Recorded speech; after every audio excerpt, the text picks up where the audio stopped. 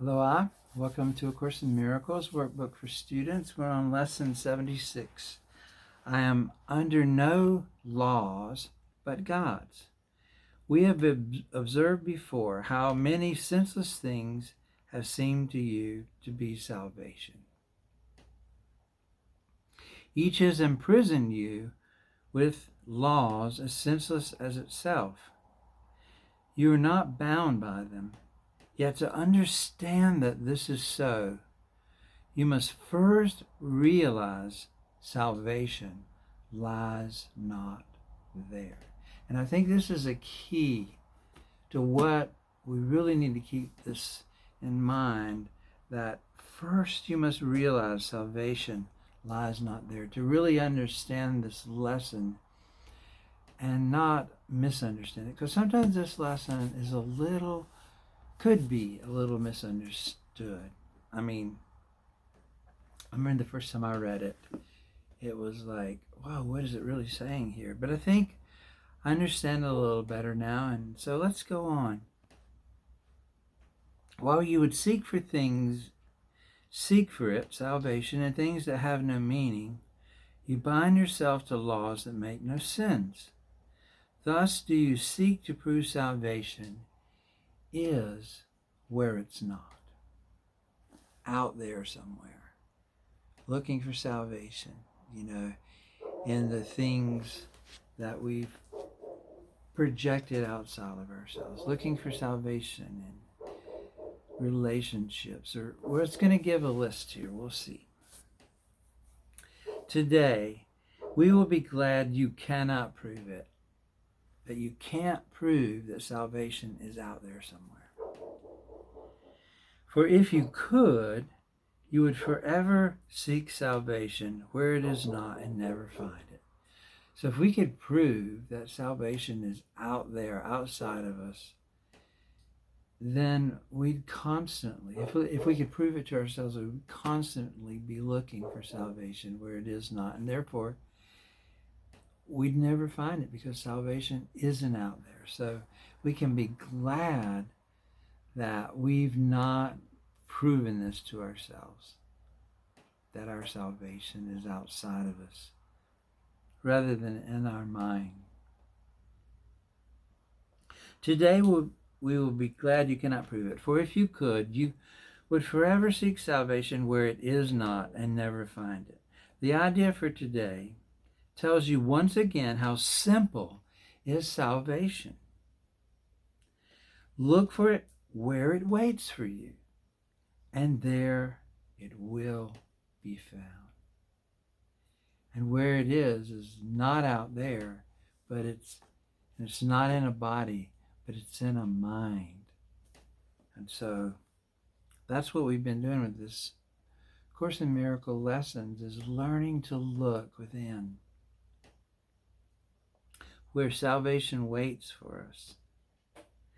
Look nowhere else, for it is nowhere else. Think of the freedom in the recognition that you are not bound by all the strange and twisted laws you've set up to save you. You really think that you would starve unless you have stacks of green paper strips and piles of metal discs. You really think a small round pellet or some fluid pushed into your veins through a sharpened needle will ward off disease and death. You really think you are alone unless another body is with you. It's insanity that thinks these things. You call them laws and put them under different names in a long catalog of rituals that have no use and serve no purpose. You think you must obey the law of medicine, or the laws of economics, or the laws of health. Protect the body, and you will be saved. These are not laws, but these are madness.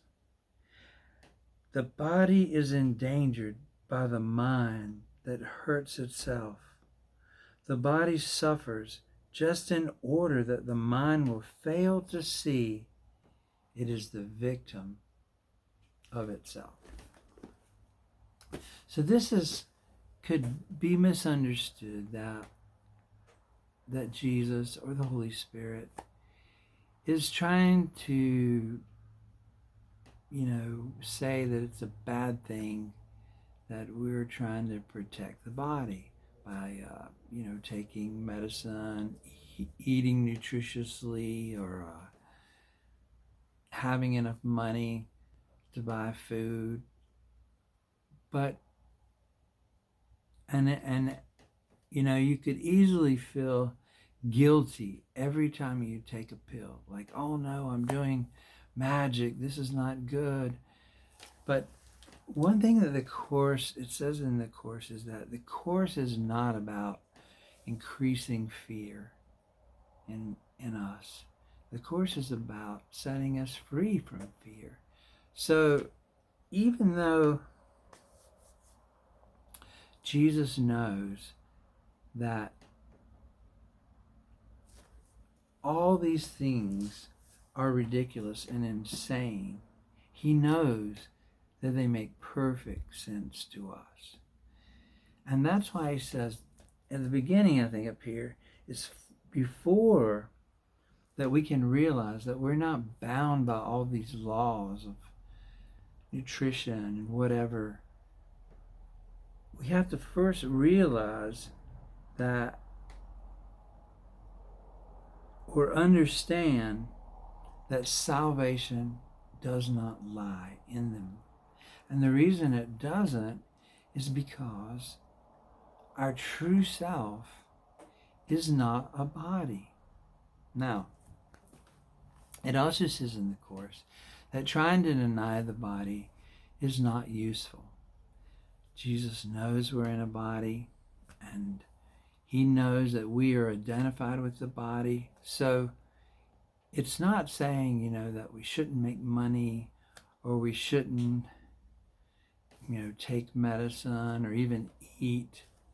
But what it's saying here, I believe, is that we need to come to a real realization that these are the things, the idols or whatever, that we have looked to bring us salvation, because we believe we're a body, and we believe that our body's under attack by germs or by internal diseases, or by not having enough food. And then on top of that, all the other kinds of things. For example, other kinds of laws, like spiritual laws, it's going to talk about, like, if we don't give enough to our particular religion or church, that we're not going to be blessed. There's just all kinds of things that we are looking for to bring us, to save us, to protect our body. And if you look at all these things, all of them are outside of us. Not a single one of them really sees the cause. And the cause is our decision in our mind to be separate from our true self, separate from God, separate from one another. That is our one decision. And the guilt, it's a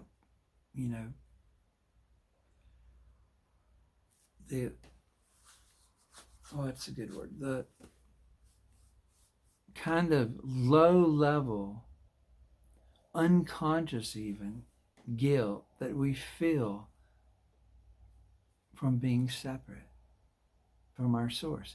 And see, the thing is that this is not true.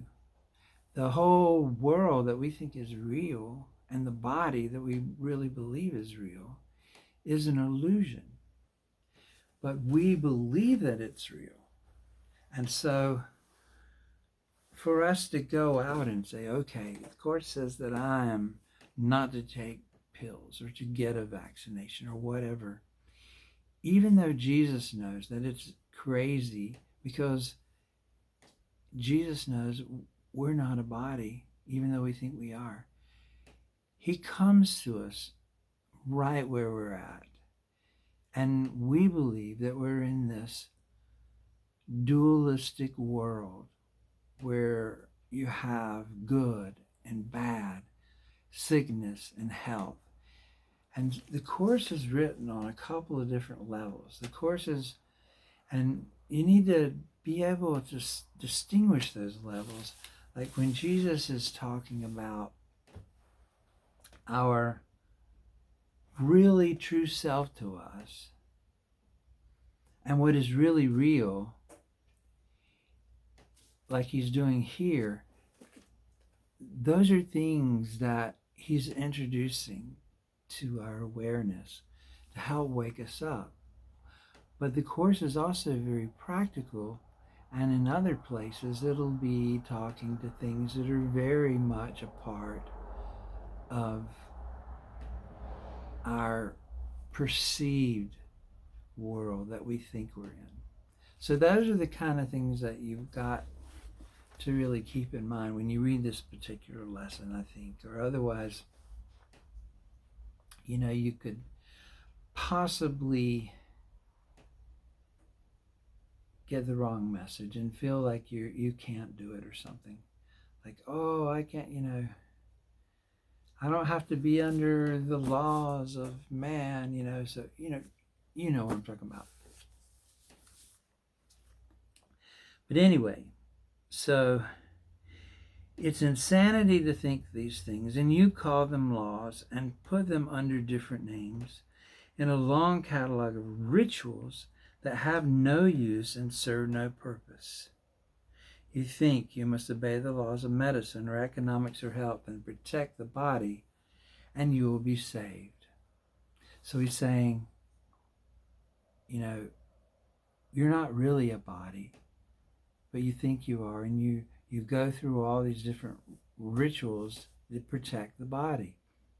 And you think that that's really saving you. But you need to look at that and realize that no, that's never going to save you, because you're not a body, you're a spirit.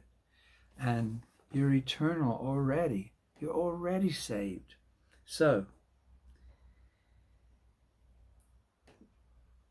these are not laws. These are madness. They're madness because they don't really do anything, because there's nothing for them to do it to.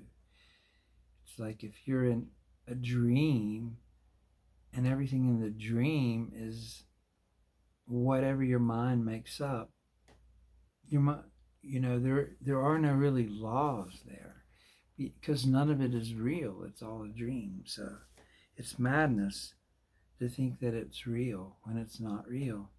The body is endangered by the mind that hurts itself. The body suffers just in order that the mind will fail to see it is the victim of itself. In other words, the ego uses pain and suffering in the body to prove to us that we are a body, and that to keep us from ever realizing or seeing that we're really a mind, and the mind is the source. Our own mind is the source of the pain. The body suffering is a mask the mind holds up to hide what really suffers. What really suffers. It would not understand it, and it is its own enemy, that it attacks itself and wants to die. It is from this your laws would save the body. It is for this that you think you are a body. There are no laws except the laws of God. Just like there is no will except the will of God. This is reality. I know it doesn't seem that way to us, but this is reality. And Jesus is just presenting reality to us, even though we're not living in reality, but so we can realize and make another choice. This needs repeating over and over again until you realize it applies to everything that you have made. So you've made it with your mind, that you have made in opposition to the will of God. But we already have saw that there is only one will, and God's will is our will. So this is not real. Nothing can be in opposition to God's will. So that's why it's insane, all these laws, to think that they're really real and there's something to them. Your magic, the Course calls this magic. Your magic has no meaning. What it is meant to save does not exist. The body does not exist. But we believe it does exist. But the truth is, it doesn't exist. Only what it is meant to hide will save you. The laws of God can never be replaced. We will devote today to rejoicing that this is so. What are the laws of God? Well, I know one law of God is that good and only good can come to his Son. That's one law of God, I believe. So we will devote today rejoicing that this is so. It is no longer a truth that we would hide. We realize instead it is a truth that keeps us free forever. Magic imprisons, but the laws of God make us free. And when it says the laws of God, it's not talking about, the Old Testament and the laws and the Ten Commandments and things like that. It's when you think of the laws of God, think of them more as like these are laws that can't be broken. Like a law like thou shalt not steal. You can break that law, but a law like the law of gravity, you can't break it, or the law of thermodynamics. All these laws that are God's, they're sort of symbolic of God's laws. They're just the way reality is. And these laws are all in our favor. The universe is working, is not against us, it's for us. So, it is no longer a truth that we would hide. We realize instead it is a truth that keeps us free forever. Magic imprisons, but the laws of God make free. The light has come because there are no laws but his. So here's what we're going to do. We will begin the longer practice periods today with a short review of the different kinds of laws we've believed that we must obey. And so we're going to just think about the things that we thought, I need to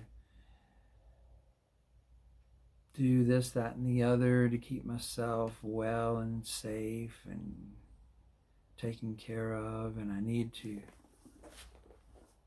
save up my money for the future, get a good job, whatever they may be, whatever,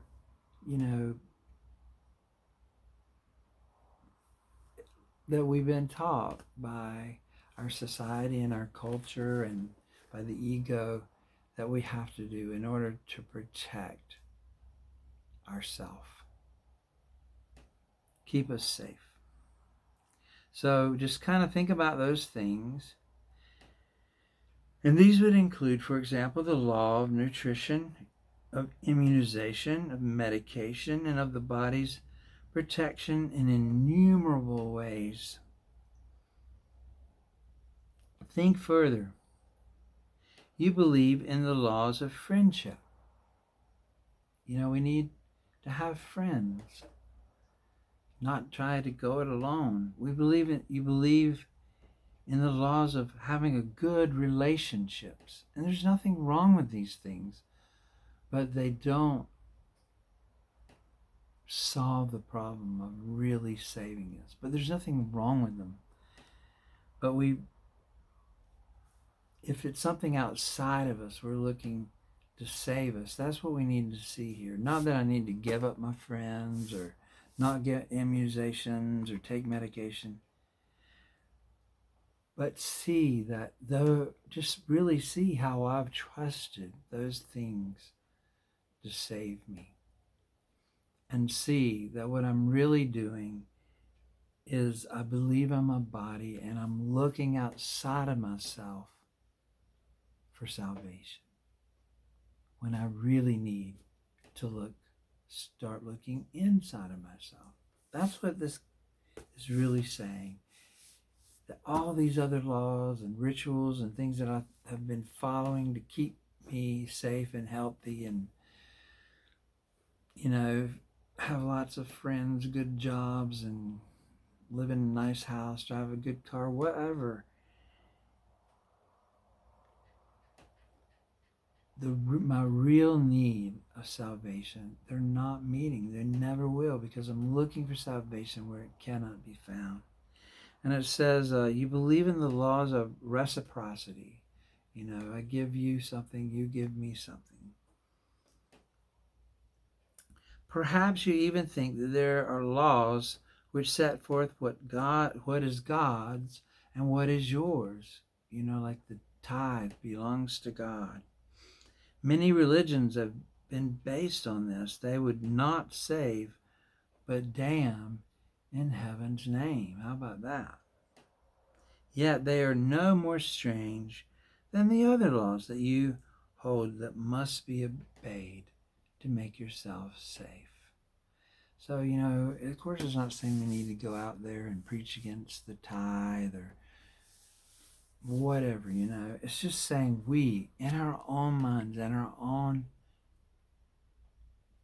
time of meditation today, to realize that which is outside of ourselves that we have looked to save us, and see what it is, and it's not saying you have to give up those things, but just saying realize that you will never find it there, and start looking where you will find salvation. There are no laws but God's. Dismiss all foolish magical beliefs today and hold your mind in silent readiness to hear the voice, with a capital V, the voice for God, the Holy Spirit, that speaks the truth to you. So we're looking inside now, listening for this voice in our own minds, in our own hearts, to speak to us and show us the truth. You will be listening to the one who says there is no loss under God's laws. There's no loss. Like, you don't have to give something to get something. You don't lose at all.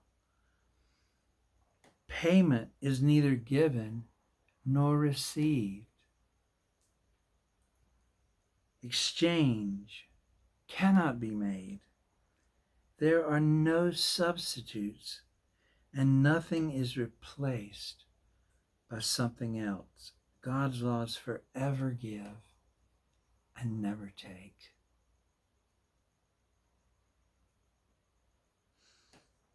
Hear him who tells you this, and realize how foolish are the laws that you thought upheld the world you thought you saw. Then listen further. He will tell you more about the love your Father has for you, about the endless joy he offers you. Endless joy.